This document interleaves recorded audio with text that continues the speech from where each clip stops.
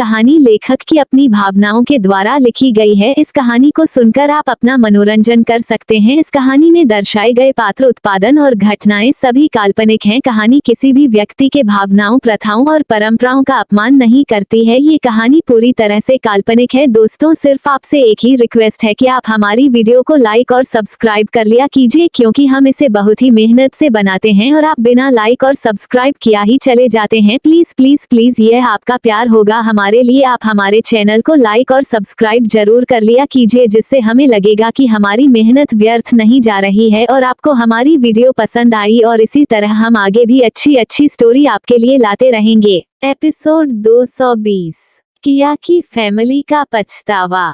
दोस्तों, अब तक आपने पिछले एपिसोड में सुना कि किस तरह रेहान और किया एक दूसरे से अपना लव कन्फेस कर देते हैं। वहीं रेहान अक्षत को किया की कार ड्राइव करने को कहता है और किया को आराम से बैठकर घर जाने के लिए बोलता है। अब आगे कुछ देर बाद अक्षत और किया घर पहुंच जाते हैं। जैसे ही वो घर पहुंचते हैं, किया गाड़ी से निकलकर बाहर आ जाती है। वहीं अक्षत गाड़ी पार्क करने चला जाता है। किया अब और देर नहीं करना चाहती है, इसलिए वह बिना अक्षत का इंतजार करे घर के अंदर जाने लगती है। वही अक्षत पार्क करते समय सोच रहा था कि वह थोड़ी देर किया से बातें करेगा और उसके साथ अपना रिलेशन अच्छा बनाने की कोशिश करेगा। वह जल्दी से आता है तो देखा है कि किया वहां से जा चुकी थी। ये देखकर उसे थोड़ी निराशा होती है, पर वो कुछ नहीं कर सकता था। वह भी किया के पीछे पीछे घर के अंदर आने लगता है।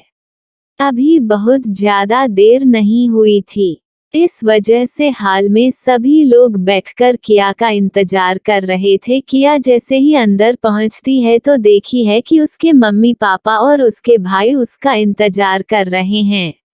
ये देखकर किया के होठों पर हल्की सी मुस्कुराहट आ जाती है। हाँ, शायद फैमिली इसी को कहते हैं, जो किसी के घर से बाहर होने पर उसका घंटे बैठकर इंतजार करती है। यह एहसास उसके लिए बहुत ही नया था, वरना आज तक तो ना उसे किसी का इंतजार था और ना ही कोई उसके लिए इंतजार करता था। उसकी जिंदगी तो बस अकेले ही कटते चली आ रही थी। पर आज वह जब भी घर आई थी तो उसकी फैमिली उसका इंतजार करते हुए उसे मिलती थी। यह सब उसे बहुत अच्छा लगता है। वो उनकी ओर बढ़ जाती है। जैसे ही किया उनकी ओर बढ़ रही थी कि तभी विवान की नज़र अपनी बहन पर पड़ जाती है। वो जल्दी से अपनी जगह से उठकर उछलते कूदते किया की ओर बढ़ जाता है और जाकर किया को जोर से हग कर लेता है, क्योंकि जब किया सुबह गई थी तो वो उससे मिल नहीं पाया था। अब इतनी देर बाद अपनी बहन को देखकर विवान को बहुत खुशी हो रही थी। उसका बस चले तो वह दिन भर किया के आगे पीछे ही घूमता रहे, पर उसकी बहन के पास इतना ज्यादा वक्त नहीं होता था। इस वजह से जब भी थोड़ा सा भी वक्त मिलता वह किया के साथ रहना चाहता था। वह जितना अपनी बहन से प्यार करता था, उसकी बहन भी उसे उतना ही प्यार करती थी। इस वजह से विवान बहुत ज्यादा खुश रहने लगा था। वही अमन भी घर आ चुका था। वह भी अपनी बहन को देखकर खुश हो जाता है। मयंक को ऑफिस का बहुत ज्यादा काम था, इस वजह से मयंक आज घर नहीं आया था। इस वजह से एक लोगों की अभी कमी थी, वरना उसके तीनों भाई तो एक पल के लिए भी उसे खुद से अलग नहीं करते थे। तभी किया के पीछे पीछे अक्षत भी अंदर आ जाता है और जैसे ही उसकी नज़र सामने पड़ती है तो वह देखता है कि उसके दोनों भाई किया के पास खड़े थे। ये देखकर उसे बहुत ज्यादा जलन होती है। वह जब से आया है तब से उसे एक बार भी अपनी बहन से बात करने का मौका नहीं मिला, और इसके ये दोनों भाई तो एक मिनट के लिए भी उसकी बहन को अकेला नहीं छोड़ते हैं, हमेशा उससे चिपके रहते हैं। वो अभी अपने ख्यालों में ही डूबा था कि तभी उसे अपने मॉम की आवाज सुनाई पड़ती है, जो किया से कह रही थी कि बेटा तुम्हारा काम ठीक से हो गया कि नहीं। किया भी अपनी मॉम के तरफ देखकर हाँ मैं सर हिला देती है। अब तक किया कि माँ उसके पास पहुँच चुकी थी। वह प्यार से अपने बेटी के सर पर हाथ फेरते हुए कहती है कि मेरी छोटी सी बच्ची कितना ज्यादा काम करती है। थोड़ी देर बेटा आराम भी कर लिया करो। मुझे पता है कि तुम्हें बहुत से काम होते हैं, पर अभी तुम्हारी उम्र इतनी काम करने के नहीं है। यह उम्र तो खेलने खाने की होती है, पर देखो ना, हमारी एक गलती से हमारी बच्ची से उसकी मासूमियत को ही छीन ली। कितना कुछ झेला होगा तुमने, ऐसी जिंदगी रही होगी तुम्हारी। यह सोचकर ही मुझे डर लग जाता है। इतना कहकर उनकी आंखों में आंसू आ जाते हैं। उन्हें इस तरह आज ऐसी बातें करते देखकर किया को थोड़ा आश्चर्य होता है। आखिर में उसकी माँ ने आज ऐसी बातें क्यों की, उसे यह पता तो नहीं था, पर वह अपनी माँ को इस तरह रोता हुआ नहीं देख सकती थी। वह तुरंत ही अपनी माँ को गले से लगा लेती है और समझने लगती है कि नहीं माँ, इतनी ज्यादा भी परेशानी नहीं हुई थी, आप बेकार में ही फिक्र कर रही हैं। मैं बिल्कुल ठीक हूँ। पर राजश्री जी को तो पता था कि उनकी बेटी ऐसी जिंदगी जीती थी, और अब मयंक ने भी उसने थोड़ा बहुत बता दिया था कि वो कहाँ गई थी और क्या करने गई थी। इस वजह से उन्हें अपनी बेटी की और भी ज्यादा चिंता हो रही थी। हालांकि मयंक ने उन्हें पूरी बातें तो नहीं बताई थी, पर जितना भी बताई थी उतना उनके डर के लिए बहुत था। उनकी मासूम सी बेटी इतनी ज्यादा खतरों के बीच गिरी थी, और वह लोग बेफिक्र होकर यहाँ आराम की नींद ले रहे थे। सच में उनकी बेटी बहुत ज्यादा दयालु है, जो दूसरों के लिए भी अपनी जान जोखिम में डाल देती है। आज किया के मम्मी पापा दोनों को अपनी बेटी के ऊपर बहुत ज्यादा फक्र हो रहा था। उन सबको इस तरह इमोशनल होता देखकर आप किया के पापा उनके पास आ जाते हैं और अपनी तेज आवाज में बोलते हैं कि अरे बस भी करो, मेरी बच्ची थक गई होगी, क्या तुम लोग उसे थोड़ा सा आराम नहीं करने दोगे। उनके इतना बोलने की देरी थी कि आप सभी लोग किया के पास से थोड़े दूर हो जाते हैं और किया को ले जाकर सोफे पर बैठा देते हैं। हाँ, सच में उनकी बहन थक गई होगी। यहाँ पर भी विवान और अमन किया के दोनों तरफ जल्दी से बैठ जाते हैं कि कहीं कोई और ना उनकी बहन के बगल बैठ जाए। वह तो अपनी बहन को एक पल के लिए भी खुद से दूर नहीं करना चाहते हैं। वहीं बेचारा अक्षत तो खुद को वहां पागल सा खड़ा पता है, क्योंकि ना तो उसकी तरफ कोई देख रहा था और ना ही उससे कोई बातें कर रहा था। सच में उसे यकीन नहीं हो रहा था कि यह उसी का परिवार है, पर वह अपनी बहन से जलता भी नहीं था, इसलिए वह इन सब बातों को इग्नोर कर देता है। उसे पता था कि उनके फैमिली का प्यार किया के लिए अनमोल है।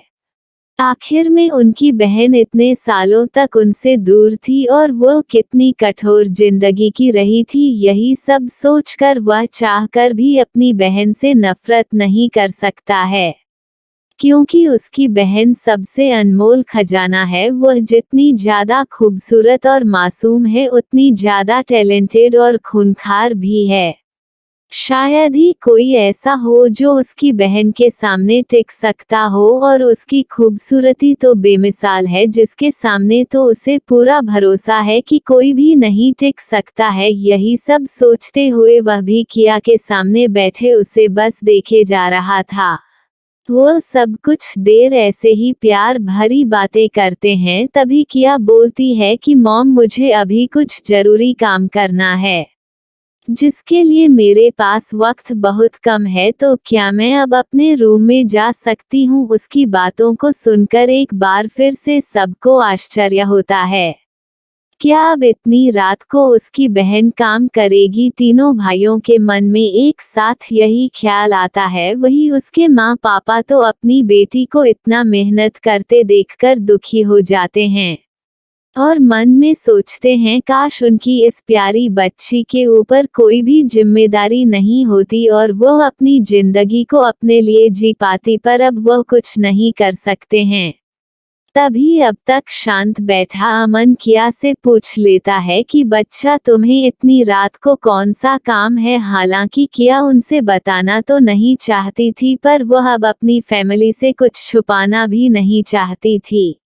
इसलिए उसने उनसे बताया कि कल मुझे दादाजी की सर्जरी करनी है, ये बहुत ही इम्पोर्टेंट सर्जरी है, उसके लिए मुझे आज ही पूरी तैयारी करनी है और मेरे पास अभी वक्त बहुत कम है, इसलिए मुझे रात तक में पूरी तैयारी करनी होगी जिससे कल मैं बिना किसी प्रॉब्लम के दादाजी की सर्जरी कर सकूं। तभी अमन पूछता है कि क्या कल ही दादाजी की सर्जरी करना जरूरी है। उसकी बातों को सुनकर किया हाँ मैं जवाब देती है। वह बताती है कि दादाजी के पास वक्त बहुत कम है, वह तो दादाजी को पॉइजन दिया गया है जिसे बिना कंट्रोल किया हम किसी भी प्रकार की सर्जरी नहीं कर सकते हैं। अगर ऐसा करते हैं तो दादाजी की जान जाना संभव है।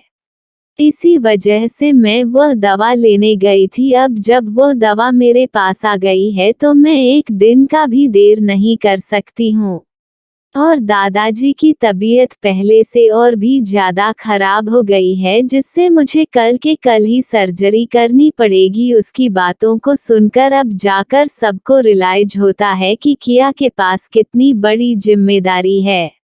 हाँ, किसी की जिंदगी को बचाने की जिम्मेदारी है और उसके पास कितना ज्यादा काम होगा जिसे चाहकर भी वह लोग कम नहीं कर सकते हैं, क्योंकि उन्हें तो इस बारे में कुछ पता भी नहीं है वो किस तरह किया की हेल्प करें। उन्हें समझ ही नहीं आ रहा था। किया इस तरह सभी को खामोश देखकर समझ जाती है कि सबके मन में क्या चल रहा है, तो वह बड़े आराम से कहती है कि डोंट वरी, आप लोगों को कुछ करने की जरूरत नहीं है, बस आप लोग मुझे कुछ वक्त दीजिए, मैं खुद सब कर लूंगी। उसकी बातों को सुनकर सबको एहसास होता है कि वाकई में वह लोग उसकी कोई हेल्प नहीं कर सकते हैं, पर हाँ वह लोग उसके टाइम को और ज्यादा बर्बाद नहीं कर सकते हैं। उसका टाइम बहुत ही ज्यादा कीमती है। तभी वह सब कहते हैं कि हाँ ठीक है, तुम अपने रूम में जाओ और अगर तुम्हें किसी भी चीज की जरूरत होगी तो बिना किसी हिचकिचाहट तुम हमसे कह देना, हम तुम्हारी और कोई मदद तो नहीं कर सकते हैं,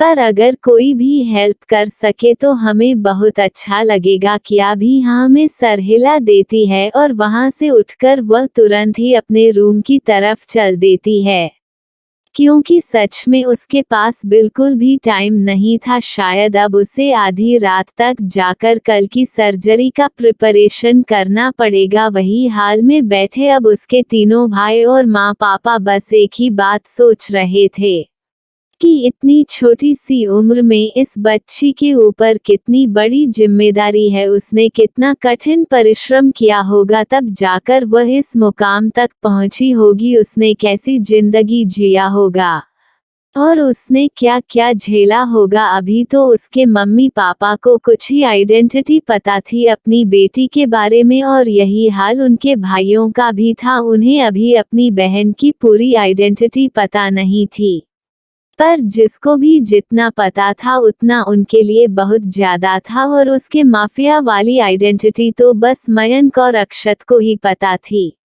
इसलिए वह समझ सकते थे कि उनकी बहन का जीवन इतना आसान नहीं रहा होगा। अक्षत मन ही मन सोचता है कि जो बीत गया उसे तो वह वापस नहीं ला सकता, पर अब जो सामने है वो उसे अपनी बहन के लिए बहुत ही ज्यादा खूबसूरत बना देगा। वह अपनी बहन के जिंदगी में इतना ज्यादा प्यार भर देगा कि वह अपनी पिछली यादों को भूल सके। पर दोस्तों, आपको क्या लगता है, क्या इस किया को अपनी पिछली यादें भुलाना इतना आसान होगा? क्या वह अपने पिछले जन्म के दर्द भरी जिंदगी को भूल पाएगी? क्या वह भूल पाएगी कि उसने क्या कुछ झेला था? क्या वह भूल पाएगी कि उसका दर्द इतना ज्यादा था कि उसकी एक जिंदगी ही खत्म हो गई? अगर भगवान ने उसे दोबारा मौका ना दिया होता तो शायद ही वह इस जिंदगी में आ पाती और उन्हें ये लोग मिलते। तो आप लोगों को क्या लगता है? क्या किया को भुला देना चाहिए अपने दर्द भरे पास्ट को? क्या उन लोगों को माफ कर देना चाहिए जिसने उसे मौत के करीब लाया था? आप लोगों का क्या कहना है कमेंट करके जरूर बताइए। चलिए बढ़ाते हैं अपने नेक्स्ट एपिसोड की तरफ। एपिसोड 221, किया के लिए सबकी फिक्र।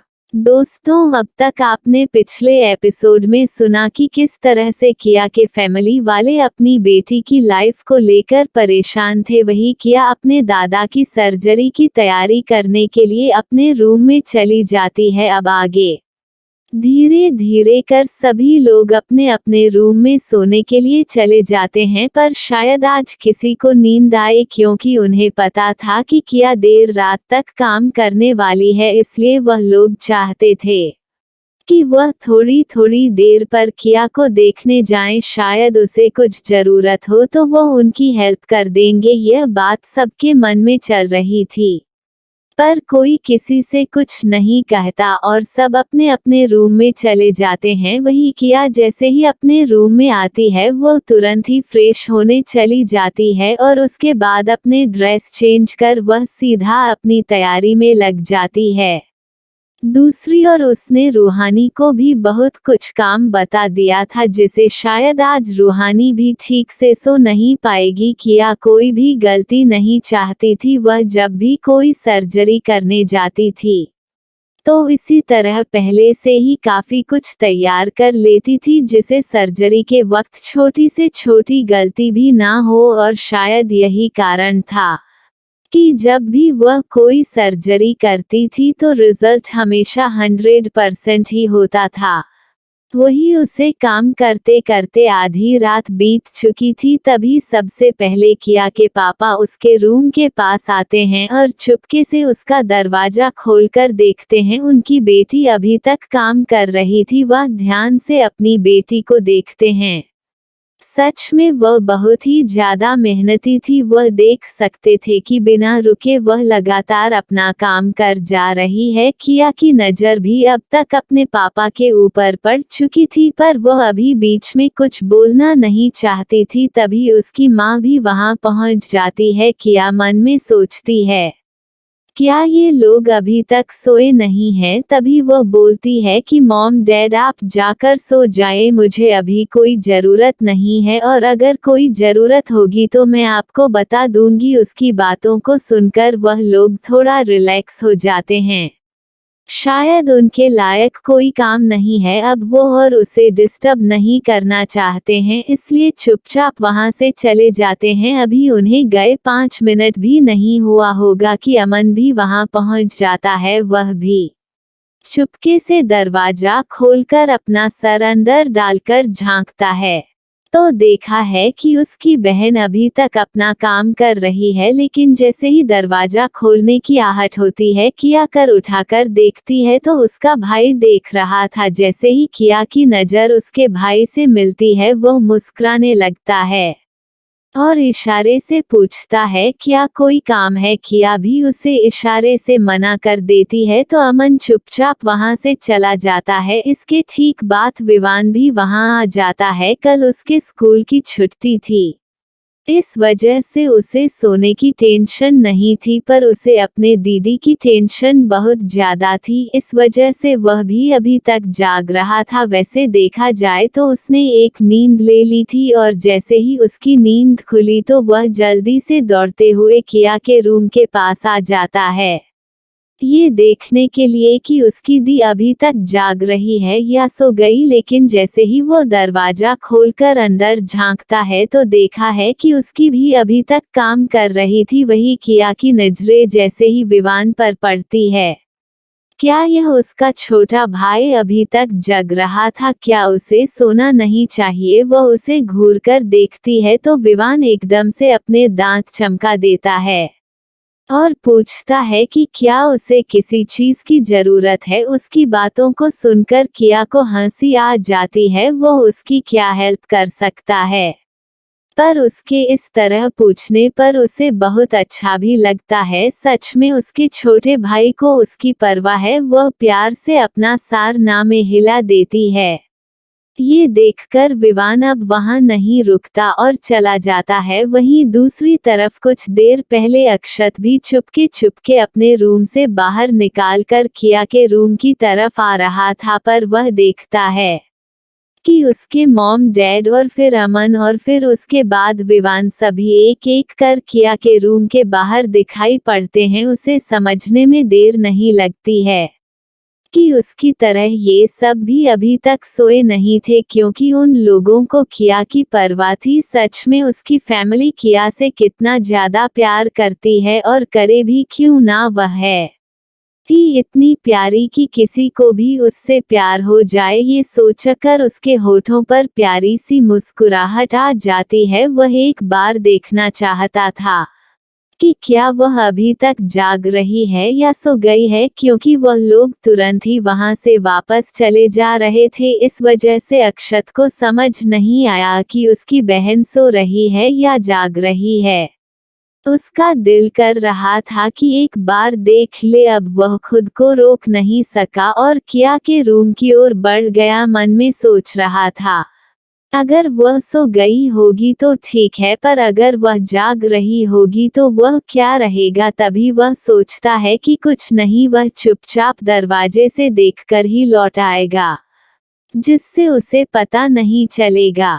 पर वह भूल गया था कि उसकी बहन कोई आम लड़की नहीं थी, वह एक माफिया क्वीन थी जिसे हवाओं तक की आहट पता चल जाती थी। वह तो एक इंसान है, भला उसके आने की खबर उसे कैसे नहीं होगी। वही जैसे अक्षत रूम के सामने पहुंचता है तो वह बाहर ही रुक जाता है और दरवाजे पर अपना हाथ रखकर सोचने लगता है, क्या उसे दरवाजा खोलकर अंदर देखना चाहिए या फिर लौट जाना चाहिए। पर उसका दिल नहीं कर रहा था कि वह लौट जाए, अब यहाँ तक आ गया है तो एक बार देख लेना चाहिए। यही सोचकर वह धीरे से दरवाजा खोलना है, और जैसे ही अंदर झांकने के लिए अपना सर अंदर की ओर करता है, तुरंत ही उसकी नज़र किया की नज़रों से मिल जाती है।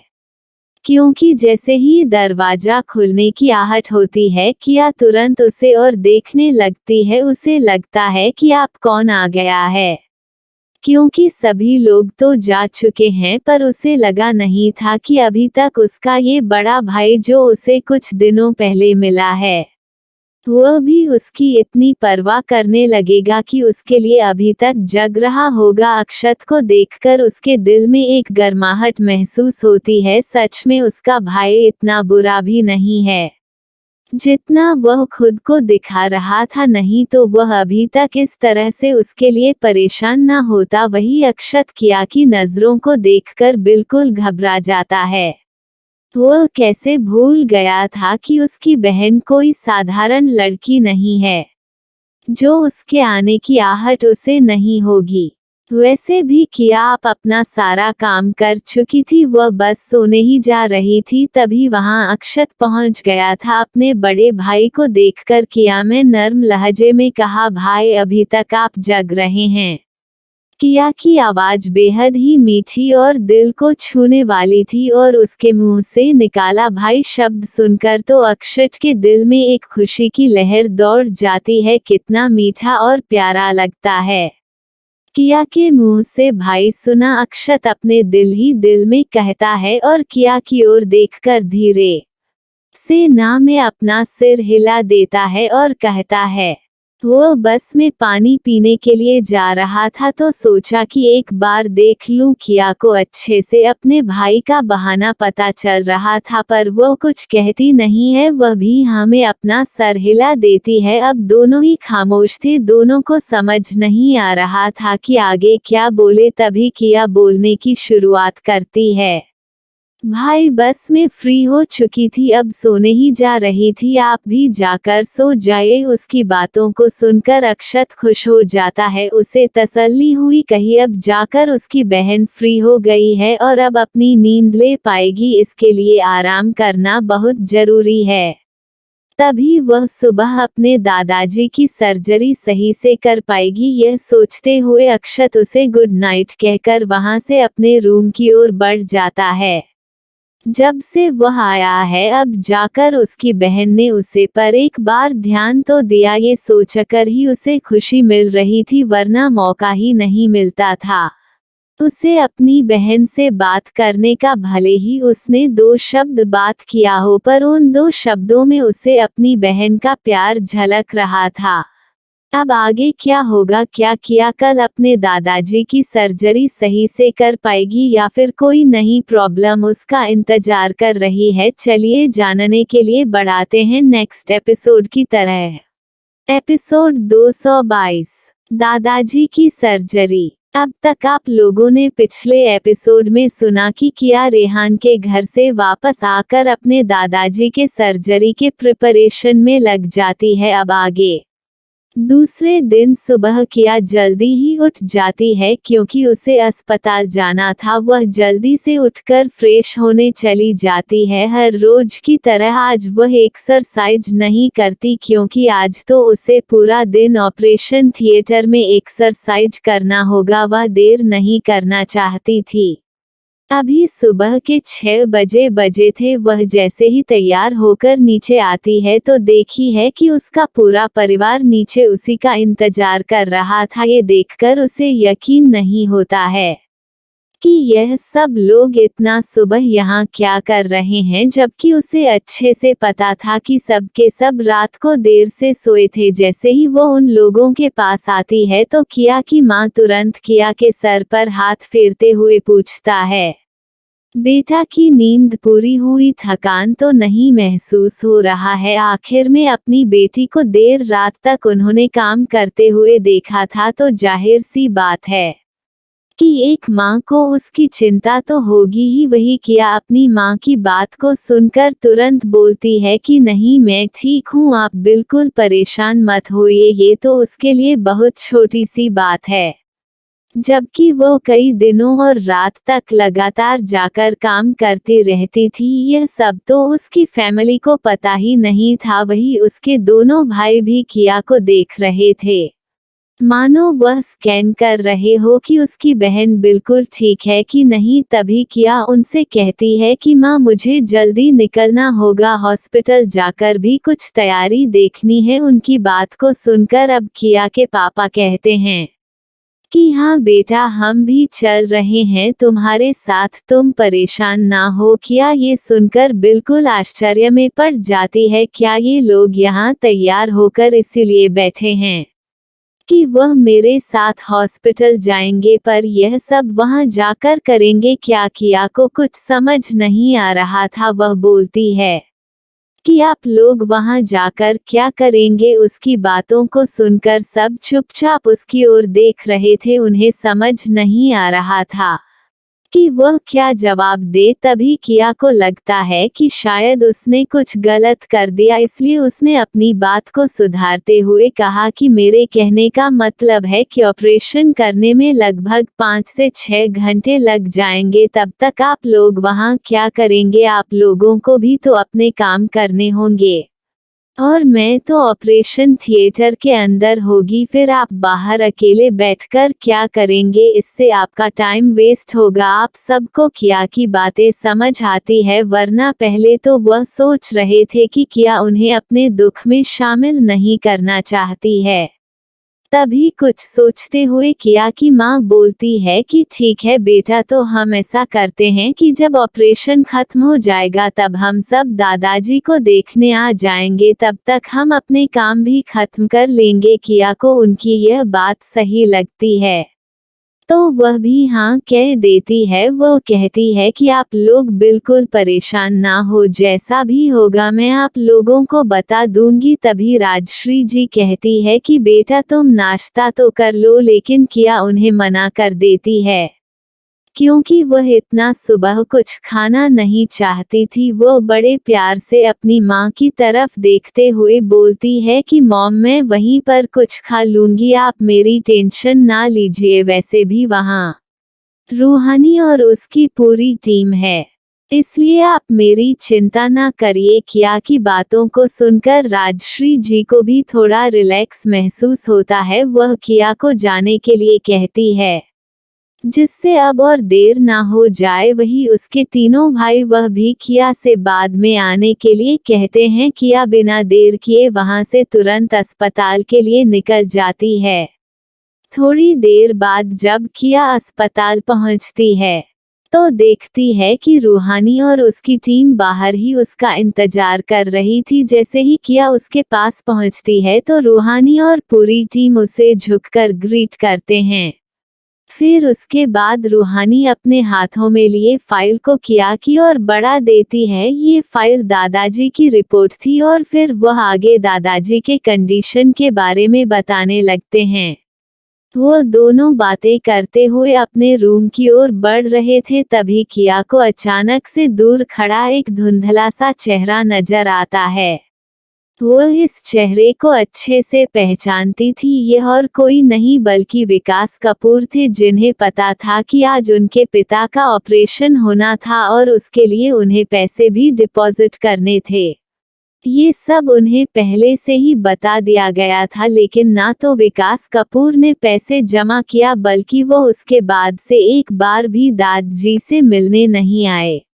इस वक्त किया को उन पर बहुत ज्यादा गुस्सा आ रहा था। वह ऐसे दोगले इंसान को बिल्कुल भी बर्दाश्त नहीं कर पा रही थी। अगर यह उनके दादाजी ना होते तो वह विकास कपूर को किसी भी कीमत पर नहीं छोड़ता, पर बात यह उसके दादाजी की थी और दादाजी की जिंदगी से बढ़कर किया के लिए कुछ भी नहीं था। वह तुरंत ही उसे इग्नोर करती है और रूम में आ जाती है। जैसे ही वह रूम में आती है तो वहां पर रखिए कुछ और फाइलों को वह चेक करना शुरू कर देती है। तभी वहां लिया और निशा भी पहुंच जाते हैं।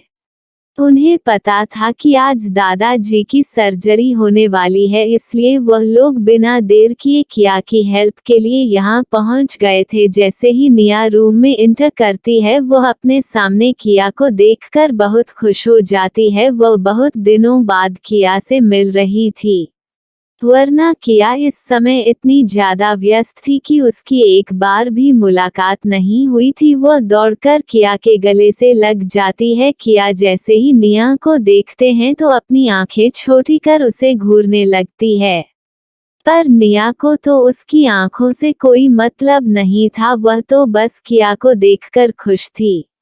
पर तभी किया की ठंडी आवाज उसके कानों में जाती है। निया, ये क्या है? तुम्हें पता है इस समय मैं बहुत ही ज्यादा परेशान हूँ, इसलिए अपनी यह बचकानी हरकत छोड़ दो। निया को पता था कि किया का ऐसा ही रिएक्शन होगा और वह हमेशा ऐसा ही करती है, इसलिए वह अपना टेढ़ा सा मुंह बनाकर किया से दूर हो जाती है।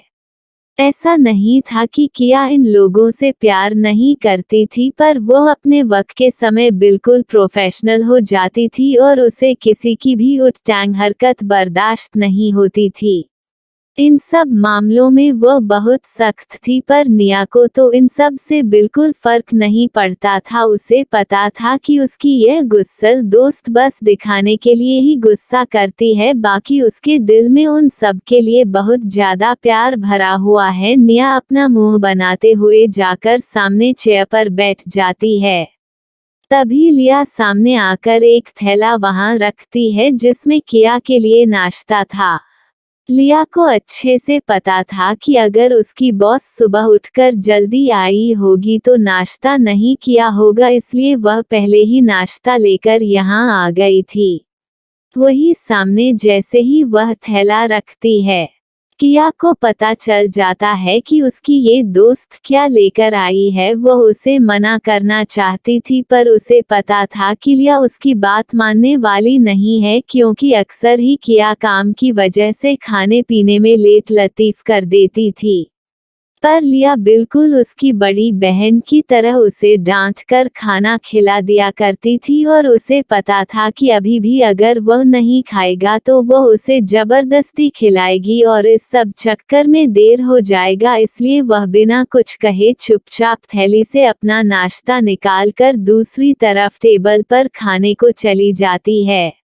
वही वह सब बैठकर आपस में बातें करने लगते हैं और दादाजी की कंडीशन के बारे में जानने लगते हैं। थोड़ी ही देर में सब कुछ तैयार हो चुका था। किया रूहानी और उसकी टीम के साथ अब दादाजी के रूम में जाती है। जैसे ही दादाजी उसे देखते हैं, उनकी आंखों में आंसू झलक जाता है। आखिर में वह अपनी इस प्यारी पोती को कितने दिनों बाद देख रहे थे। वह शिकायत करते हुए कहते हैं कि आप जाकर, तुम्हें टाइम मिला है अपने इस बूढ़े दादा से मिलने का। किया देखी है कि उसके दादाजी इमोशनल हो रहे हैं तो वह तुरंत ही दादाजी को शांत करती है और कहती है कि दादाजी अब आप बिल्कुल शांत हो जाए, अब मैं आ गई हूँ ना, अब मैं हमेशा आपके पास रहूंगी, आपके सारे शिकायतें दूर कर दूंगी। दादाजी अपनी उसे प्यारी पोती को देखते हैं जो उनके लिए बहुत ही अनमोल थी। अब तक दादाजी को पता चल चुका था कि किया उनके पॉइजन का एंटीडोट लेने गई है। दादाजी अपने वक्त में एक बड़े बिजनेसमैन के साथ साथ एक रिसर्चर भी रह चुके थे और इसी सिलसिले में वह देश दुनिया भी बहुत ज्यादा घूम चुके थे। हर वक्त कुछ नया ढूंढने के लिए उन्हें दूसरे देशों में जाना पड़ता था, इसलिए उन्हें पता था कि उनकी यह प्यारी पोती कितने खतरों से होकर उनके लिए एंटीडोट लेकर आई है। सच में वह धन्य है अपनी इस पोती को पकड़। वही किया दादाजी का चेकअप करती है। सब कुछ नॉर्मल था, ये जानने के बाद वह थोड़ा रिलैक्स हो जाती है। अब वो अपने साथ ले एंटीडोट को दादाजी के शरीर में इंजेक्ट कर देती है क्योंकि पॉइजन की वजह से ब्लड की नसें ब्लॉक हो चुकी थी, जिसकी वजह से ब्लड सर्कुलेशन ठीक से नहीं हो पा रहा था और ऑक्सीजन सप्लाई भी ठीक से नहीं हो पा रही थी, जिस वजह से उसे हाथ का ऑपरेशन करना पड़ रहा था। 2 जगह नसें बिल्कुल ब्लॉक हो चुकी थी, जिसे अगर जल्दी ही ठीक नहीं किया गया तो दादाजी के ऑक्सीजन सप्लाई रुक जाएगा और वह मौत के करीब पहुंच जाएंगे। पर सर्जरी से पहले उन्हें एंटीडोट देना जरूरी था, जिससे पॉइजन की वजह से ब्लड का जो थक्का बन रहा था वह सही हो जाए और ब्लड सर्कुलेशन ठीक से हो पाए। थोड़ी देर बाद दादाजी को ऑपरेशन थिएटर में शिफ्ट किया जाता है। इस समय दादाजी की दिल की धड़कनें बढ़ी थी, पर उन्हें अपने पोती पर पूरा विश्वास था। उन्हें पता था कि उनकी पोती उन्हें कुछ नहीं होने देगी। उन्हें ज्यादा जीने की इच्छा नहीं थी, पर उन्हें अपनी पोती से दूर भी जाने का मन नहीं था। इसी वजह से वह थोड़े लालची हो गए थे और वह सोच रहे थे कि वह थोड़े दिन और जिंदा रह जाए, जिससे वह अपनी पोती के साथ थोड़ा वक्त बिता सके। क्योंकि इतने वक्त बाद अब उनकी पोती लौट कर आई है तो वह इस बीमारी से जूझ रहे हैं। वह तो अपने पोती के साथ बिल्कुल भी वक्त नहीं बिता पाए थे। थोड़ी ही देर में पूरी टीम ऑपरेशन थिएटर के अंदर थी और सब ने अपने अपने ड्रेस पहन रखे थे। सबके चेहरे पर मास्क लगा हुआ था। थोड़ी ही देर में ऑपरेशन शुरू हो जाता है। वह सब लोग देख रहे थे कि किया कितने परफेक्ट तरीके से ऑपरेशन कर रही थी। यहाँ पर खड़ा हर एक डॉक्टर जानता था कि उनके सामने खड़ी है लड़की कोई आम लड़की नहीं है, बल्कि यह है दुनिया की मानी जानी सबसे बड़ी डॉक्टर है। और यह जितने भी डॉक्टर थे वो सब किया के ही टीम के डॉक्टर थे। जब भी किया कोई भी सर्जरी करती थी तो अपनी इसी टीम के साथ करती थी, जिसे उसे किसी भी तरह की कोई प्रॉब्लम नहीं होती थी। ये लोग उसके इशारे तक को समझते थे। यहाँ सर्जरी शुरू हो गई थी। वहीं दूसरी ओर बाहर विकास कपूर, जो अब तक चुपकर खड़ा था, वह तुरंत ही रिसेप्शनिस्ट के पास आता है और उससे पूछता है क्या मिस्टर कपूर का ऑपरेशन शुरू हो गया है। उसकी बातों को सुनकर वहां खड़ी रिसेप्शनिस्ट उसे इस तरह से घर कर देखनी है मानो उसने बहुत ही घटिया चीज देख लिया हो। क्या उसे उसने 2 दिन पहले ही नहीं बताया था कि उनका ऑपरेशन करना कितना जरूरी था। फिर भी वह अपना सब्र नहीं होती और बोलती है कि हाँ, क्या आपको नहीं बताया गया था और आपको पैसे भी तो जमा करने को कहा गया था। आपने अभी नहीं देखा कि दुनिया की बेस्ट डॉक्टर को बुलाकर मिस्टर कपूर की सर्जरी की जा रही है, और आपको तो पता है कि यह डॉक्टर सबके बुलाने पर नहीं आती है और ना ही इसे सहाय कर पाते हैं। कोई चाहकर भी इन्हें नहीं बुला सकता है, और अगर यह यहाँ किसी के बुलाने पर आई है तो उनकी फीस कितनी ज्यादा होगी ये तो तुम्हें पता ही होगा। तो तुम या बेवकूफ हो जैसी बात करना बंद करो, और अगर फीस लाए हो तो जमा करो। उसकी बातों को सुनकर मिस्टर कपूर थोड़ा घबरा जाते हैं, क्योंकि वह तो यहाँ सिर्फ चुप कर जानकारी लेने आए थे कि क्या वाकई में कोई बेस्ट डॉक्टर जाकर उसके पिताजी का ऑपरेशन करने वाला है। फिर उसने अभी थोड़ी देर पहले क्या देखा था वह सोचने लगा। कैसे कोई डॉक्टर अंदर आ रहा था जिसके चारों तरफ यहाँ के बड़े बड़े डॉक्टर घेरा बनाकर चल रहे थे। वह बहुत कोशिश कर रहा था कि उसे देख पाए, पर सभी ओर से घिरे रहने की वजह से वह उसे व्यक्ति को नहीं देख पाया, जिस वजह से उसे नहीं पता था कि वह डॉक्टर कौन था। पर अब उसे यहाँ इतना ज्यादा पैसा नहीं देना था, इस वजह से वह चुपचाप वहाँ से खिसक जाना चाहता था। वह वहाँ से जा पाता इससे पहले ही फिर से उसे लेडीज ने कहा, क्या आप पैसा जमा कर रहे हैं? उसकी बातों को सुनकर अब मिस्टर कपूर कुछ बोल नहीं पाते। तभी वह कहते हैं कि जी मैं इंतजाम कर रहा हूँ, अभी थोड़ी देर में बताता हूँ। और लेडीज भी कुछ नहीं करती और अपना काम करने लगती है। जैसे ही विकास कपूर देखते हैं कि उसे लेडीज का ध्यान उसे पर नहीं है तो वह चुपके से वहां से खिसक लेते हैं। वहीं दूसरी तरफ किया के पर्सनल रूम में नियालिया, आयुषी और सोम बैठे थे।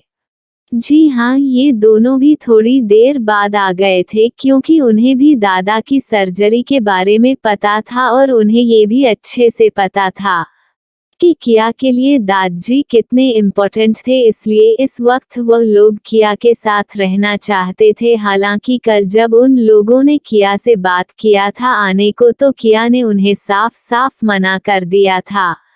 फिर भी वह लोग नहीं माने और आ गए थे। कभी निया खुश होते हुए कहती है कि दादाजी की सर्जरी सक्सेसफुल हो गई तो मैं सबको अपनी तरफ से पार्टी दूंगी, और सोम को देखते हुए कहती है कि और तुझे जितना पीना होगा पी लेना, तेरे लिए मैं फ्री कर दूंगी। यह सुनकर सॉन्ग चढ़ जाता है। आखिर में क्या पागल लड़की क्या बोल रही है? क्या वह इतना पियक्कड़ है? इससे ज्यादा तो वह खुद ही पी जाती है, और इतना पीती है कि डकार भी नहीं लेती है और सारा इल्जाम उसे पर लगा रही है। ये सोचते हुए उसे निया पर बहुत ज्यादा गुस्सा आने लगता है। तो दोस्तों, अब आगे क्या होगा? क्या दादाजी की सर्जरी ठीक से हो जाएगी और निया की पार्टी में अब कौन सा हंगामा होने वाला है? आगे स्टोरी और भी इंटरेस्टिंग है, तो वीडियो में बने रहे। मिलते हैं आपसे नेक्स्ट एपिसोड के साथ। चैनल से जाने से पहले लाइक और सब्सक्राइब जरूर कर लीजिएगा। धन्यवाद।